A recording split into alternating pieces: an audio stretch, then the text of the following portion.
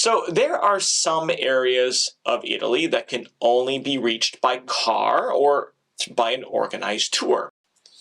Actually, if you're wanting to go tour Tuscany and go wine tasting, we highly recommend taking a bus tour because drinking and driving laws are much stricter in Italy than they are in the United States, and it's not worth the risk, right? Now, driving in Italy is not that difficult and is totally doable, but there's things that you need to know before deciding to rent a car. First, we strongly recommend you not to drive on the Amalfi Coast. Actually, I'd say Rome or anywhere south, just don't do it. We also wouldn't recommend driving in the big cities for a few reasons. So one, again, traffic. The second is lack of parking. And third is the infamous ZTL, or the limited traffic zone. The ZTL are areas of the city where only residents and taxis can drive, and the fines for driving there are quite steep.